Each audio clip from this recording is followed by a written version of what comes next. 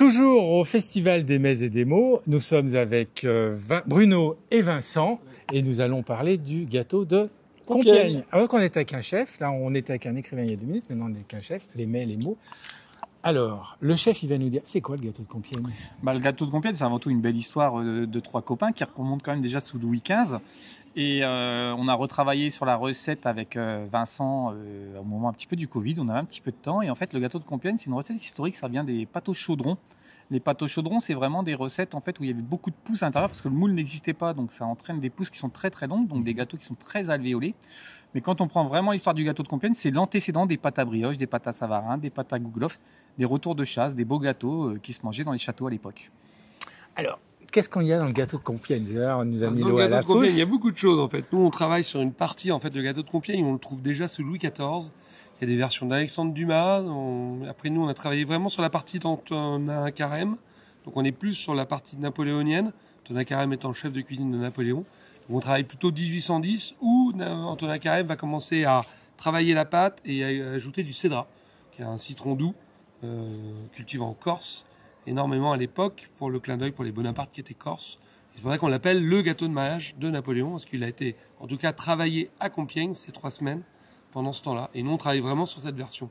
Mais il y a d'autres versions qui existent, notamment des versions à l'ananas, qui étaient plus dans les années 1910. C'était un peu le concours d'éloquence. C'est pour ça que c'est un gâteau, qui tient le nom de notre ville. Moi, je suis compiègnois et c'est une vraie spécialité, mais c'est surtout une part d'histoire, en fait.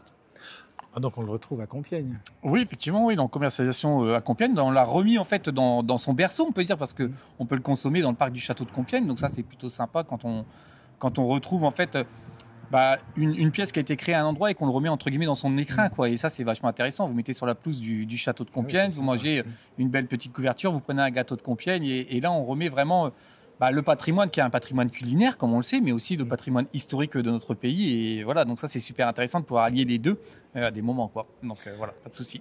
Alors, la durée de vie du gâteau de Compiègne, c'est un gâteau, il est considéré comme un gâteau de voyage ou pas? On l'appelle un gâteau de voyage ou gâteau goûter. Ouais, on peut le consommer. En fait, à l'époque, vu qu'il est, on le consommait plutôt en gâteau buffet. C'est pour ça qu'on appelle ça un peu gâteau goûter.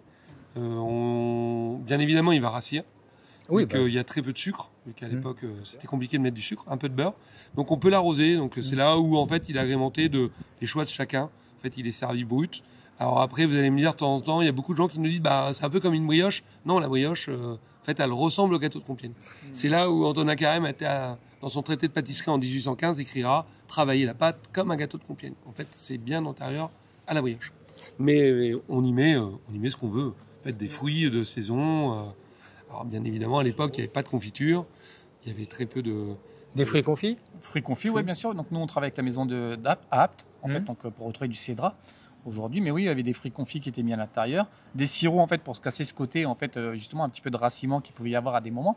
C'est pas tout, il y a beaucoup de beurre, donc les miches sont quand même très, très serrées à l'intérieur. Donc, des sirops pour venir imbiber, les premiers sorbets, la crème chantilly, bien sûr, qui n'est pas très loin de chez nous. Oui, c'est à côté. Donc, tous ces produits-là, voilà. Puis beaucoup de fruits frais, en fait. Et avec un beau sorbet, c'est vraiment très agréable en termes de dégustation. Ouais, c'est plutôt sympa, quoi. Alors, Antonin Carême, il est connu pour la gastrodiplomatie. Est-ce qu'on a des traces de ce gâteau dans la diplomatie française? Diplomatie française, non. On le retrouve que dans son traité de pâtisserie en 1815. Donc, c'est pour ça qu'on travaille vraiment sur cette partie-là, nous. Après, le gâteau en lui-même, on ne sait même pas comment il va l'avoir dans les mains, en fait, quand il va venir ces 3 semaines. Maintenant, c'est un gâteau qui a été un peu oublié, parce qu'en fait, l'Empire aussi, à la fin de l'Empire, en fait, on va un peu comme à la fin, quoi. Avec la Révolution française, on va vite... on fait le ménage. On fait le ménage, exactement. Donc, du coup, il disparaît complètement et... C'est pour ça qu'il a même disparu quasiment de la ville. Après, c'est un gâteau assez coûteux parce qu'il y a beaucoup de manipulations à faire. Donc, c'est vrai que c'est pas un gâteau...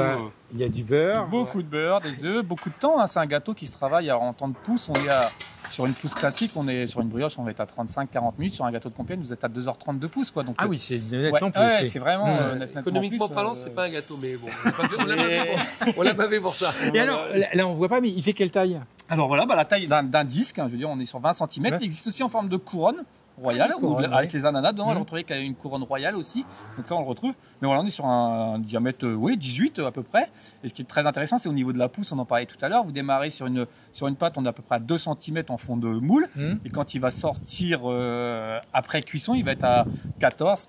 Alors c'est un demi-panettone à peu près en termes de taille. Les gens nous disent souvent c'est un panettone, mais non, justement, ça Parce part que après sur les panettone, trois. Le ouais. panettone part très haut, mais par contre, c'est le même principe de cuisson. Autre chose, par contre, le panettone arrive un petit peu plus tard. Donc on se bat encore un petit peu avec les Italiens, justement, sur la campagne de Napoléon. Et le premier. Mais c'est exactement ça. Et c'est ça qui est très, très rigolo. C'est très compliqué de trouver des écrits parce que, comme le disait Vincent, on a des écrits, donc on a Alexandre Dumas, mais c'est écrit donc plus tardivement. Nous, l'écrit qu'on a, et on est resté dessus parce que, avec la venue aussi de Carême et de Napoléon en 1810, nous convenait très bien en fait sur la période napoléonienne par rapport à la ville de Compiègne aussi. Mais on sait qu'il va aussi plus loin. Par contre, déjà trouver des écrits sous Napoléon, des menus, des choses comme ça, Napoléon mangeait très très peu. Il y a très peu d'écrits sur cette période-là, avec le conservatoire du château. Donc c'est vrai que c'est compliqué d'aller rechercher des choses. Et là, actuellement, ils ont peut-être terminé, ils sont en train de scanner les archives de la ville de Compiègne et de les numériser. Et on leur a demandé, faites surtout attention, si vous voyez passer des bons d'achat avec du cédra à l'intérieur ou autre chose sur ces périodes-là, surtout prévenez-nous parce que ça pourrait prouver, parce que revendiquer une spécialité culinaire, c'est facile. Nous, on arrive, bonjour, j'ai le gâteau de mariage de Napoléon, c'est facile de le dire. Mais c'est pas ça, en fait. Il faut que vous apportiez des preuves écrites à travers ça quand vous êtes sur des phénomènes historiques. Donc nous, et aujourd'hui, il est connu comme une légende urbaine, comme le gâteau de mariage de Napoléon, mais on n'a aucun écrit qui permet de le dire aujourd'hui. Voilà, il y a des morceaux d'histoire qui se regroupent, mais aujourd'hui, le dire par contre, il est connu sur Compiègne comme le gâteau de mariage de Napoléon. Voilà. Et alors, si je veux l'acheter, je vais où ? Alors, nous, on a la portion individuelle au kiosque de Compiègne. Donc, du coup, le kiosque est dans le parc du château. Et après, on a l'épicerie Saint-Corneille, qui est rue Saint-Corneille à Compiègne, en face de l'hôtel de ville. Là, on le trouve sans le commander. On le trouve directement à disposition. Merci, messieurs, pour ce voyage dans le gâteau de Compiègne. On se retrouve jusqu'à dimanche soir, à côté, à Villers-Cotterêts, au château de Villers-Cotterêts, à la Cité internationale, pas de la gastronomie, mais de la littérature, et pour le Festival des Mets et des mots. Merci, et bonne soirée. Merci, au revoir. Merci, au revoir.